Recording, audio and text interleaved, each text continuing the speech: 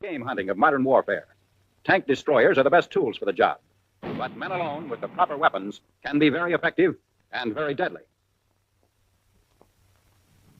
Tanks look tough, and they are. But there's no tank that can't be knocked for a loop by a tank hunter if he has guts and knows how to do the job. Speedy piece of machinery, isn't it? But you will seldom find a tank tearing along like this, except in punched-up newsreels or Hollywood comedies. Actually, going across country, a tank sometimes gets up to 15 miles an hour. But 8 or 9 miles an hour, like this, is usually tops. In battle, a tank doesn't have things all its own way. It gets kicked around by the terrain. It's slowed down by gullies and trees. It has to fight its way through swamps and thickets. And it has to batter and grope its way through and around 1,000 obstacles. Buttoned up, a tank is 9/10 blind. Plant yourself in the driver's seat and take a look. And this is what it sounds like with the engines turning over. 9/10 blind and stone deaf. Practically all tanks have a basic structural weakness.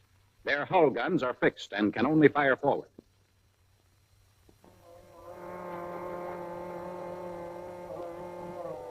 A variety of weapons, from machine guns to cannon, is mounted in the revolving turret.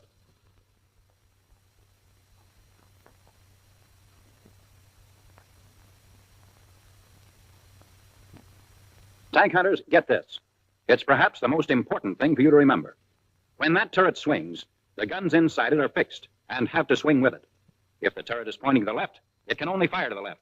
So this tank can't fire in all directions at the same time.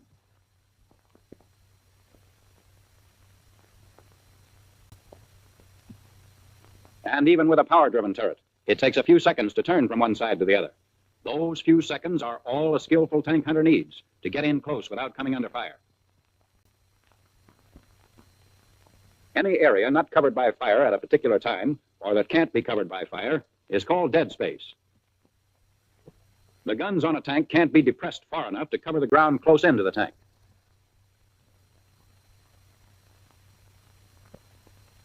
That gives us a circular dead space around the tank with a radius of about 20 feet. Still, another mechanical weakness of tanks is that the maximum elevation of their guns is only about 25 degrees. Therefore, they can't hit any close-in targets that are above this highest line of fire. For example, men on the roof of a nearby house.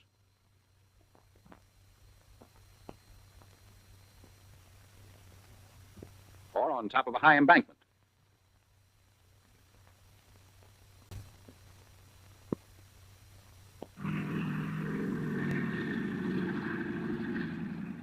Every tank has vulnerable spots. First of all, remember exposed personnel. They're easy targets when tanks aren't buttoned up. Periscopes, gun sights, and other vision devices are also weak spots. Sometimes turret rings can be jammed at the point between the turret and the hull. This locks the turret and keeps it from turning. Tracks are particularly vulnerable. So are bogie wheels, sprocket wheels, and idlers. Tanks carry thick armor in some places and thin armor in others. It's thickest in front and on the turret. It's thinner on the sides and on the rear. And thinnest on top and on the bottom. To smash tanks on foot, you've got to know your weapons and how to use them. Here are some of them. Anti-tank mines, smoke grenades, and the rocket grenade with the rocket launcher, out of which it's fired. The members of this tank hunting team are armed with carbines. They're handy weapons against vision devices. Small arms fire will make tanks button up fast.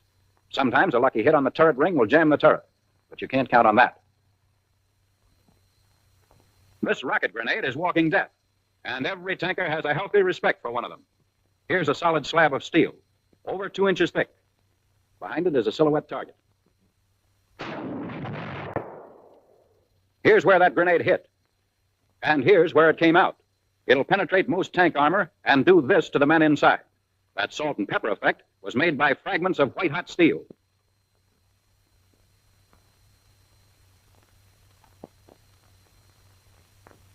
These are anti-tank mines. They'll blow the track off any tank that hits them. Another weapon of the tank hunter is the smoke grenade. It's especially handy in an ambush. With it, you can blind the tank and then put in the knockout blow. But remember, smoke is tricky. You've got to practice with it to get the best results. And when you use it, you really have to watch the way the wind blows.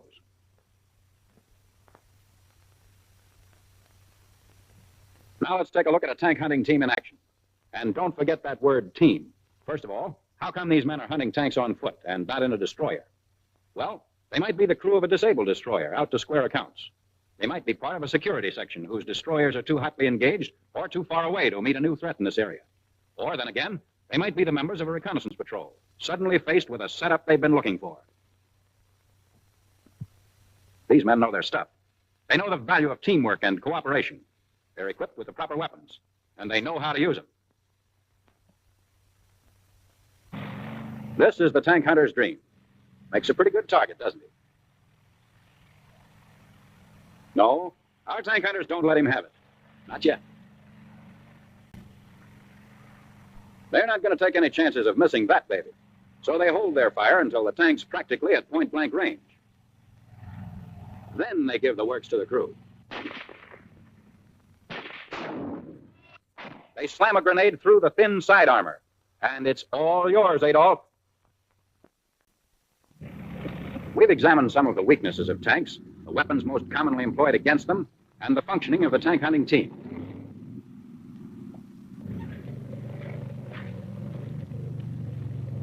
Now let's take a look at some more tricks you can use to knock off tanks. What's making this bird stop dead in his tracks? A couple of rows of tin cans set up like 10 bins across the road? Well, put yourself in the place of that tank crew. How do they know if those cans are mines or a fake? The tank commander's got two choices. That's one of them, to investigate the situation.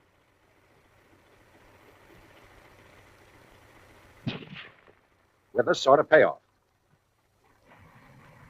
The other is to back up and hunt for another route. And that baby isn't backing up far. Not with our tank hunters closed in for the kill. You can work a similar tank stopping trick by draping shelter halves or blankets across the road. It ought to work once on any tank. The tank commander has got to stop to investigate, giving our tank hunters in ambush a chance to hit the jackpot.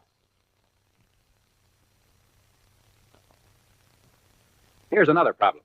The enemy tank that's run out of gas, fouled its track, or stalled because of engine trouble.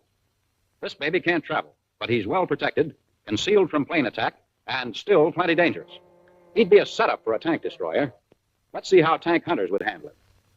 They're a little too far for a rocket grenade because the branches of the tree may deflect the rocket. So they split up to attack the tank from two sides. Two men with a launcher, the third man on his own. A carbine shot at the tank commander drives him down into the turret.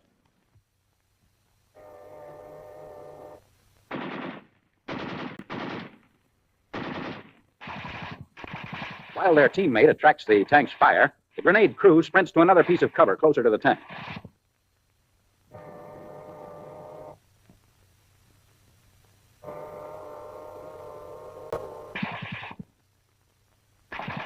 Their partner again draws the tank's fire away from their area.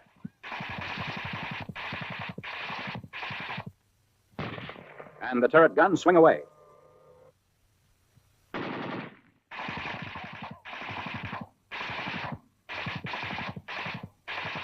The man with the rocket launcher breaks cover and makes a final dash to get within bazooka range of the tank.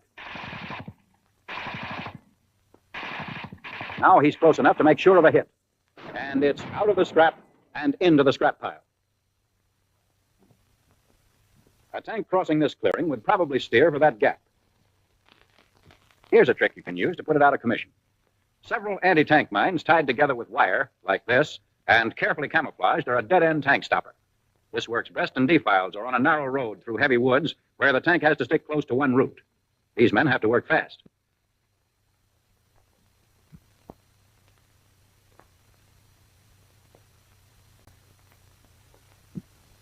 The enemy tank they've spotted is already heading across the field toward the gap in the wall.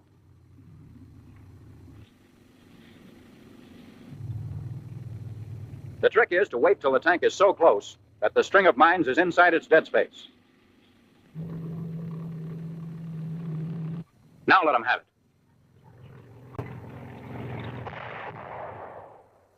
That tank won't go far. Not on that track. A tank hunting team may encounter its tank under different conditions, possibly in a place like this.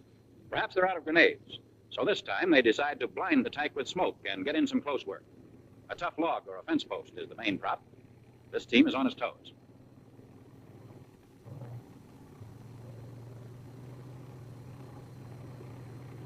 A smoke grenade in front of the tank slows him down.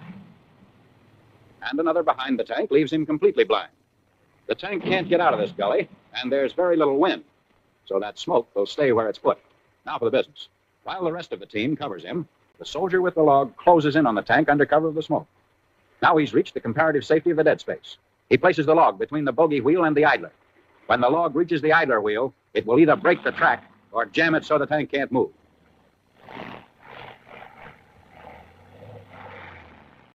While he does this, the rest of the team stand by to pick off the tank crew.